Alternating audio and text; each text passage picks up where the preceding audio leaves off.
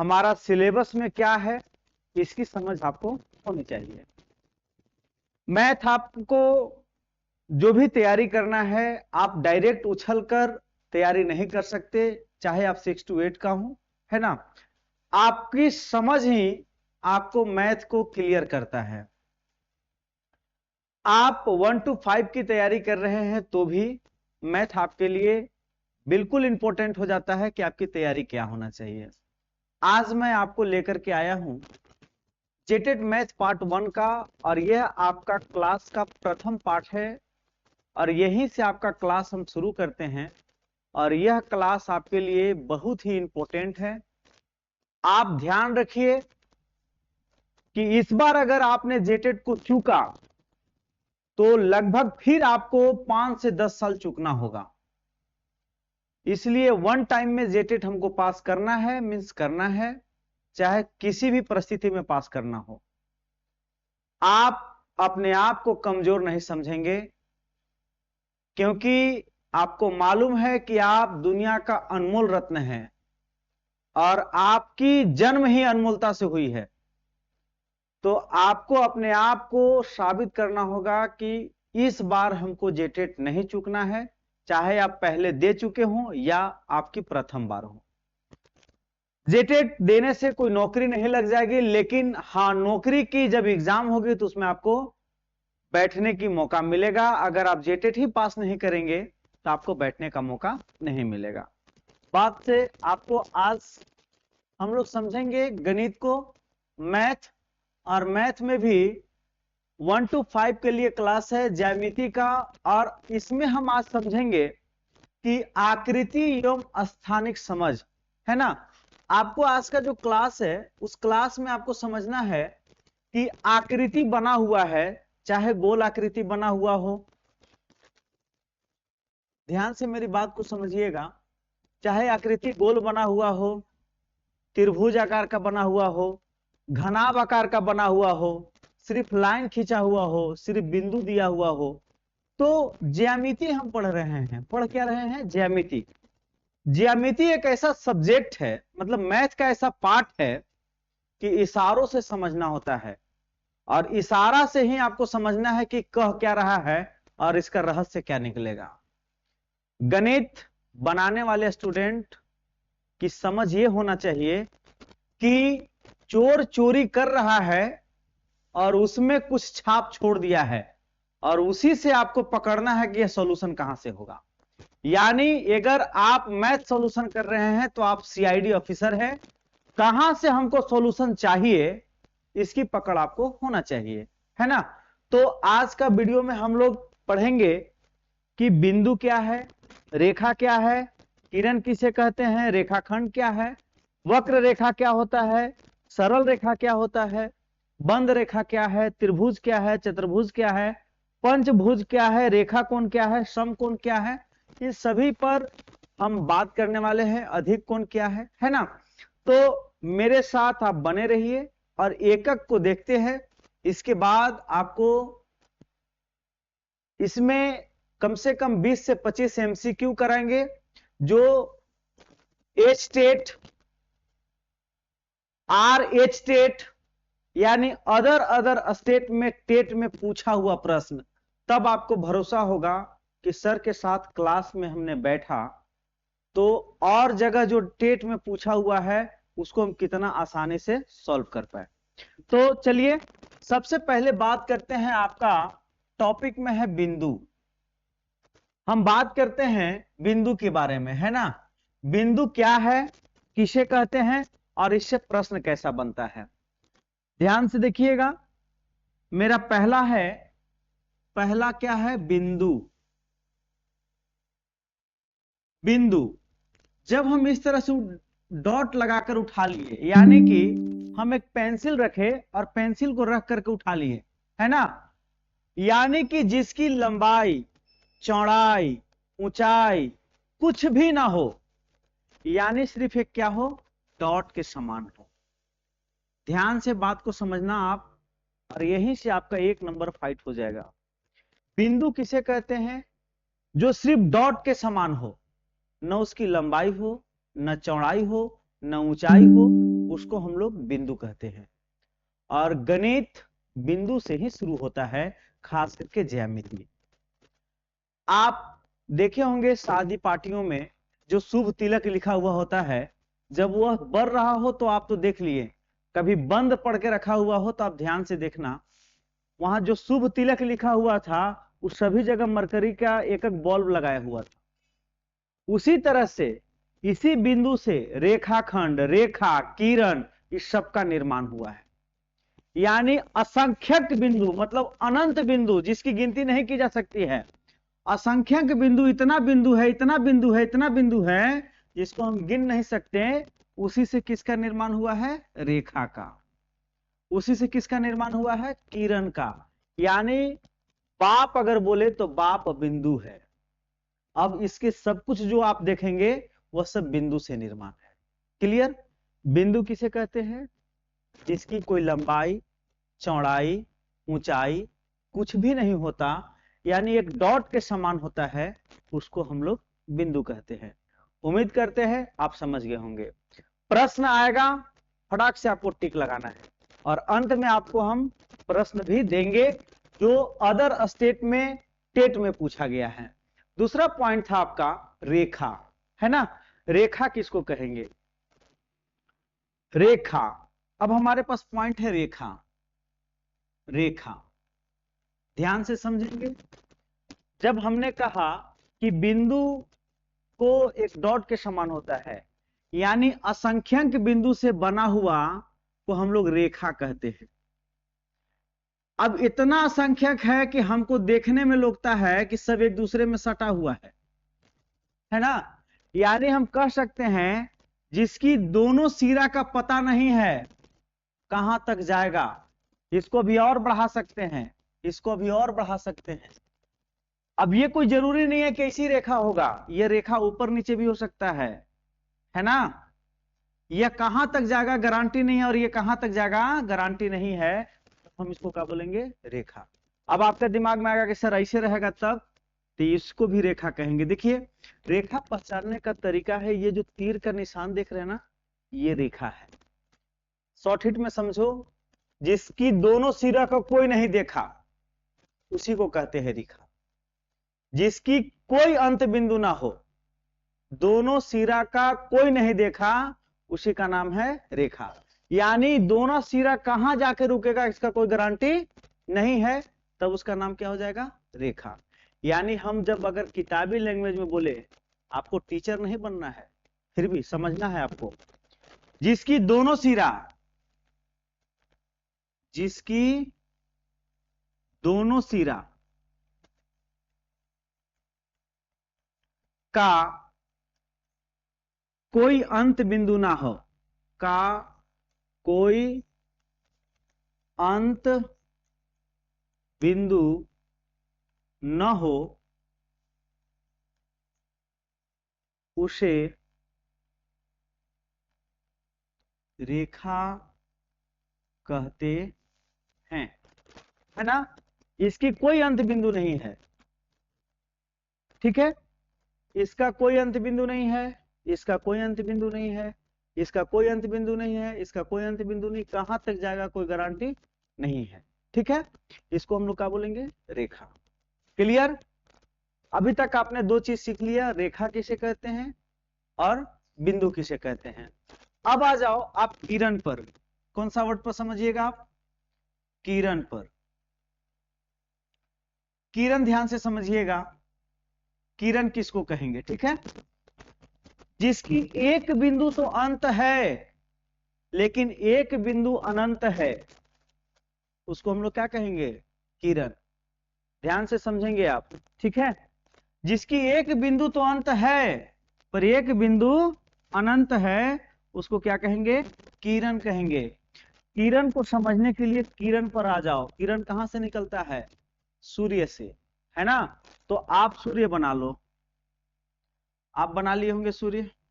यानी यहां से किरण निकला तो कंफर्म है कि इसी जाएगा, यहां से निकला तो इसी जाएगा, यहां से निकला तो इसी जाएगा। यानी ये अंत बिंदु है, निकलेगा यहीं से, पर वह धरती के, अगर आप यहां बोलेंगे धरती पर आके सर, तो धरती में फिर गढ़ा खोनिए, फिर अंदर चला जाएगा। यानी एक अंत बिंदु हो और एक अनंत बिंदु हो, उसको हम लोग क्या कहेंगे? किरण। दिमाग में रखिएगा, फिर से सुन लो। एक अंत बिंदु है, यानी शुरुआत बिंदु है लेकिन अंत बिंदु नहीं है, तो इसको क्या बोलेंगे? किरण। समझ रहे होंगे मेरी बात को? एक शुरुआत बिंदु तो है लेकिन अंत बिंदु नहीं है, इसको क्या बोलेंगे? किरण। फिर से, अगर दोनों चीज का पता नहीं है कि शुरुआत कहां हुआ और अंत कहां हुआ, तब क्या बोलेंगे? रेखा। ठीक है ना? और जिसका बिंदु से, डॉट से भी निर्माण हुआ, उसको क्या बोलेंगे? बिंदु। यानी तीन चीज क्लियर हो गया। यानी इसका लिखना होगा तो आप लिख सकते हैं, है ना? लिखने से अच्छा है, आपको पीडीएफ हम आपको क्लास में दे देंगे, आप पीडीएफ पढ़ लीजिएगा, वहां से ज्यादा समझ में आ जाएगा। बात सिर्फ हमारी आपको सुन लेनी है।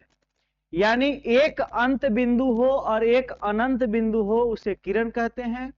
जिसकी दोनों सिरा अनंत हो, उसको रेखा कहते हैं। अब आगे आओ आप। आपने बिंदु, रेखा, किरण को समझ गया होगा। अब आते हैं रेखाखंड, है ना? रेखाखंड, ध्यान से समझना आप। रेखाखंड, ठीक है? कहीं नहीं मिलेगा। अब अगर मिला है तो ध्यान से समझो आप। रेखाखंड, रेखाखंड, ठीक है? रेखाखंड आप समझेंगे जिसकी दोनों अंत बिंदु हो, यहां से शुरू और यहां पर अंत, तब इसको क्या बोलेंगे? रेखाखंड। तोड़ के वर्ड को देखिए आप, रेखाखंड। वर्ड को तोड़ेंगे, इसका यहां से तोड़ेंगे, क्या हो जाएगा? रेखा प्लस खंड। यानी कि रेखा के टुकड़ा को ही क्या कहते हैं? रेखाखंड कहते हैं। यानी यहां से शुरू हुआ था और यहां जाकर अंत हो गया, यानी यहीं तक हम खींच सकते हैं, इसका नाम क्या हो जाएगा? रेखाखंड। क्या ऐसे में नहीं कर सकते हैं? बिल्कुल कर सकते हैं। यानी अंत बिंदु है, यहां से शुरू हुआ और यहां पर अंत हुआ, इसको हम लोग क्या बोलेंगे? रेखाखंड। क्लियर है ना? जिसकी शुरुआत बिंदु भी पता हो और अंत बिंदु भी पता हो, उसे क्या कहते हैं? रेखाखंड। 4 स्टेप आपका क्लियर है? अगर क्लियर है तो आगे बताते हैं। अब आगे बढ़े। रेखा, रेखाखंड, किरण, बिंदु हो गया वक्र रेखा। ध्यान से समझना, वक्र रेखा। देखो बात सब रेखा ही से चल रहा है ना?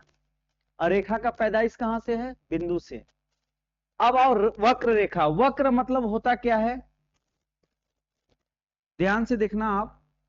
वक्र रेखा, वक्र रेखा, वक्र रेखा का मतलब होता है, वक्र मतलब होता है टेढ़ा मेढ़ा, है ना? और रेखा का मतलब तो आप समझ गए हैं। तो वक्र रेखा यानी कि टेढ़ी मेढ़ी रेखा को वक्र रेखा कहते हैं, है ना? यानी अभी कहां तक जाएगा इसकी कोई पता नहीं है। अगर हमने ऐसे लिखा है तो यह कौन सा रेखा हो जाएगा? वक्र रेखा। अगर आपने ऐसे लिख दिया तब क्या हो जाएगा? वक्र रेखा। और अगर एकदम सीधा सीधा है कि यहां से यहां तक शुरू है, तब ये क्या हो जाएगा? सरल रेखा, सरल रेखा। और जब ये टेढ़ा मेढ़ा है तब इसका नाम क्या हो जाएगा? वक्र रेखा, वक्र रेखा, ठीक है? सरल रेखा, सरल रेखा का दूसरा नाम सीधी रेखा भी कहते हैं। सीधी रेखा, सीधी रेखा, ठीक? वक्र रेखा, सरल रेखा। यानी जब लाइनें टेढ़ी मेढ़ी हो तो उसको बोलते हैं वक्र रेखा, जब लाइनें सीधी हो तब उसको बोलते हैं वक्र रेखा। क्लियर है? आगे बढ़ो। अब अगर आप आगे देखें तो आपने वक्र रेखा और सरल रेखा भी क्लियर कर लिया है। अभी मैं एमसीक्यू लेकर के आ रहा हूं, उस पर सीधा सीधा जवाब आपको देना है। बंद रेखा, आ जाओ। बंद रेखा, रेखा को आप समझ गए होंगे। बंद रेखा, बंद रेखा किसको कहेंगे? देखो हमने जब ऐसे किया तो सरल रेखा क्या था? वक्र रेखा। जब हमने सीधा किया तो क्या बोले, सीधा किया तो सरल रेखा। जब इसी रेखा को एक स्थान से उठा के एक जगह पर लाके रख दिए, अब इसमें अंदर घुसने के लिए हवा भी नहीं पास कर सकता, पानी भी नहीं जा सकता, तब इसको हम क्या कह देंगे, बंद रेखा। ये कोई जरूरी नहीं है कि ऐसा ही रहेगा, लो ना आप ऐसे ऐसे कर लो, अमीबा का चित्र बना लीजिए।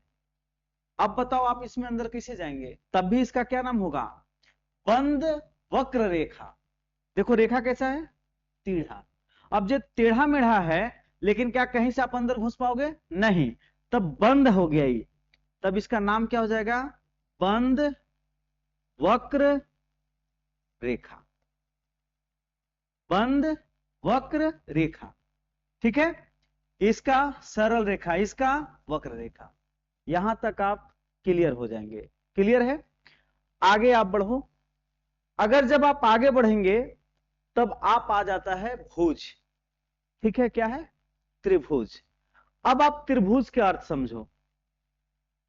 जब आप त्रिभुज पढ़ेंगे तो त्रिभुज सुन लो, त्रिभुज, ये जो भुज वर्ड है ना, भुज, इसको आप समझिएंगे त्रिभुज। आप गिनती बहुत सारे होते हैं, उर्दू में अलग होता है, हिंदी में अलग होता है, संस्कृत में अलग होता है। अब जब हम लोग गणित का जो लिखते हैं वो अंग्रेजी लिखते हैं, उसका अलग होता है। गिनती देख लो, आप लिखते हैं एकम, द्वितीय, तृतीया, चतुर्थी, वह संस्कृत हो गया। जब आप ऐसे लिखेंगे 1 2 3 4 5, ये हिंदी हो गया। जब आप अंग्रेजी लिखते हैं तो लिखते हैं 1 2 3 4, समझ रहे हैं ना। जब आप अगर उर्दू लिखते हैं तब उस समय भी ऐसे लिखते हैं। अब जब उसमें 5 लिखेंगे तो ऐसे ही करके लिखना है ना। तो बहुत तरह का है। जो त्रि लिखा हुआ है ना, वो संस्कृत का वर्ड है, यानी त्रि मतलब होता है 3। भुज, ये भुज पैदा हुआ है तुम्हारा रेखा से। रेखा ही भुज का रूप ले लेता है, रेखा का बड़ा रूप ही भुज कहा जाता है ना। यानी रेखा पैदा हुआ बिंदु से और भुज पैदा हुआ रेखा से। ठीक है, और आज सिर्फ हम लोग उसकी आकृति का समझ पढ़ रहे हैं, ताकि फिर अगले बार आप उसकी बढ़िया से व्याख्या कर समझ सकते हैं। क्लियर है ना। तो देखो त्रिभुज, नाम क्या था, त्रिभुज।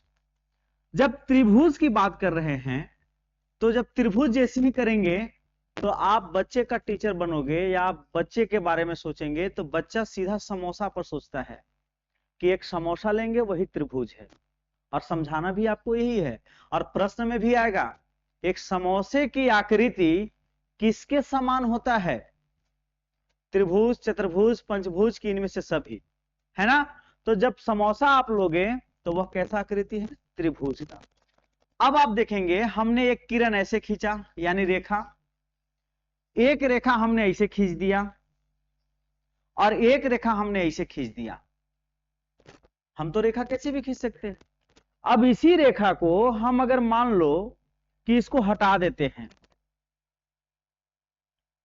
जो प्रतिच्छेद बिंदु था, जहां जहां प्रतिच्छेद किया था यानी काटा था, जब आप उसको हटा दोगे तो कुछ ऐसा आकृति दिखेगा।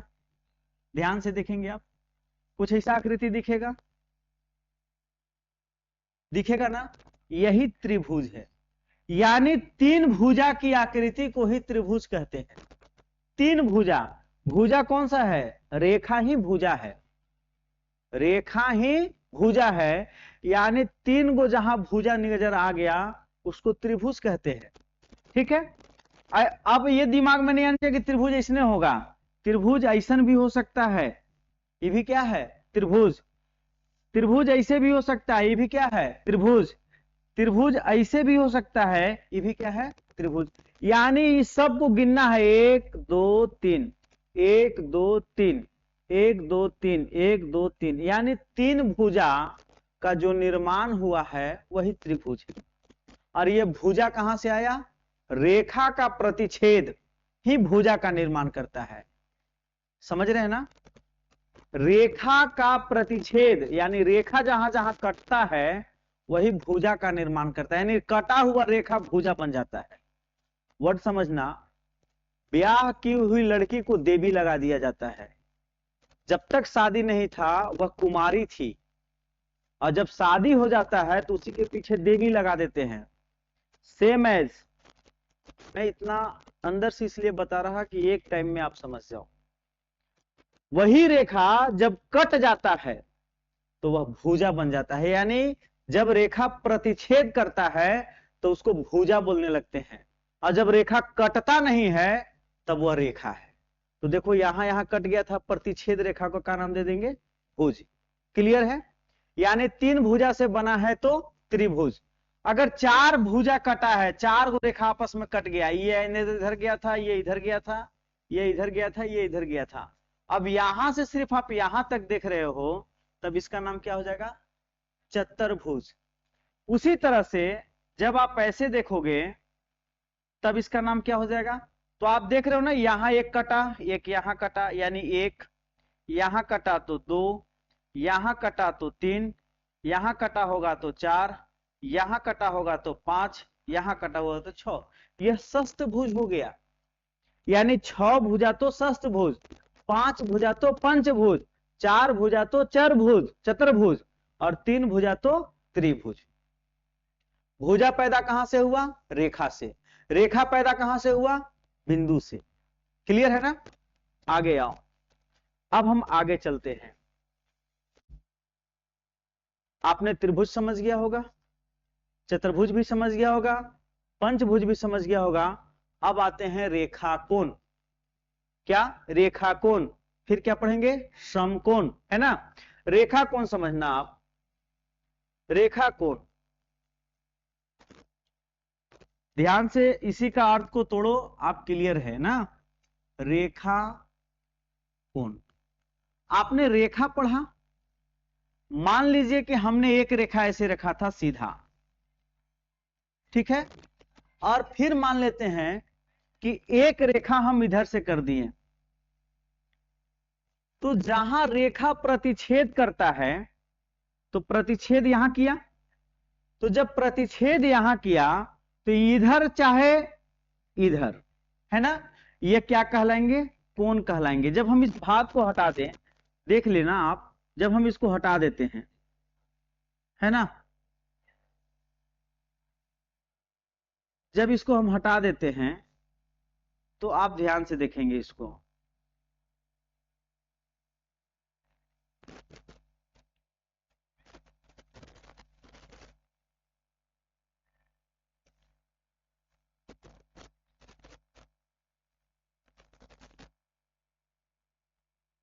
जब हम एक रेखा लेते हैं इस तरह से, तो जहां प्रतिच्छेद किया ये क्या बन जाएगा? कोण बन जाएगा। यानी जब दो रेखा हो और रेखा आपस में कटता हो तो यहां से यहां तक की दूरी को रेखा कोण कहते हैं। ये कोई जरूरी नहीं है कि सीधा ही होगा, हो सकता है कि यह ऐसे हो, अभी ऐसे हो, एक रेखा इधर जा रहा था और एक रेखा इधर जा रहा था, हो सकता है कि एक रेखा ऐसे हो, एक रेखा ऐसे हो, है ना। तो यहां जो बना ये क्या है? कोण। यानी जब दो रेखा आपस में प्रतिच्छेद करते हैं तो वही बीच के जो भाग है उसी को क्या कहते हैं? रेखा कोण। अब रेखा का जो कोण बनता है उसी से 2-3 कोण बनते हैं, जिसको हम लोग 90 डिग्री पे बना तो समकोण, 90 से कम बना तो न्यून कोण, और 90 से अधिक बना तो अधिक कोण कहते हैं। ध्यान से समझना, यहां पर 3 वर्ड हम बोल रहे हैं। एक वर्ड है न्यून कोण, एक बोल रहे हैं हम समकोण, और एक बोल रहे हैं हम अधिक कोण। ठीक है, न्यून कोण, समकोण और अधिक कोण, ये तीनों का हीरो विलन जिसको बोलेंगे वह 90 डिग्री है। क्लियर है? अब ये 90 डिग्री से ही आप समझना, 90 से पॉइंट भर भी कम है, एक भी कम है, एकाध आना भी कम है, तब उसको बोल देंगे 90 से कम है तो न्यून, और 90 से एक पॉइंट भी ज्यादा है, एक भी ज्यादा है, तब हो जाएगा अधिक।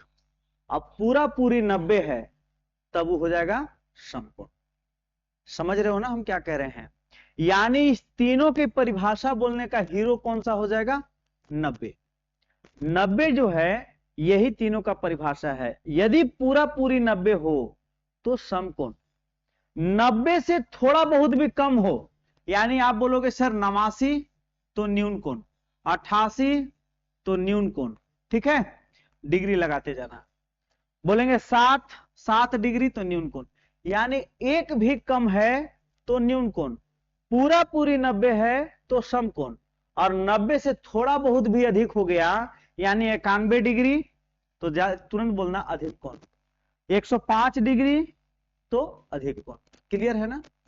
तो अब समझते हैं इतना न्यून कोण, समकोण, अधिक कोण हमने आपको पढ़ाया। क्लास ज्यादा लंबा ना हो, थोड़ा सा आप समझो, इसके लिए 20 क्वेश्चन मैंने आपको अपने हैंड रिटन पर लाया है। अब देखते हैं आप कितना सटीक टिक मार पा रहे हो और अभी तक आप कितना समझे। इस पर हम आपको चेक कर लेते हैं कि आपकी तैयारी कहां तक हो पाई। आओ देखते हैं। जब आपको किसी भी तरह का दिक्कत हो तो आप सीधे हमसे बात कर लेंगे, हम आपको समझा देंगे या दूसरे क्लास में आपसे मिल लेंगे, ठीक है?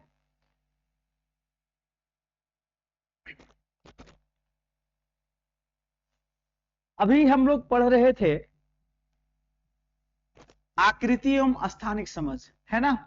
यानी आकृति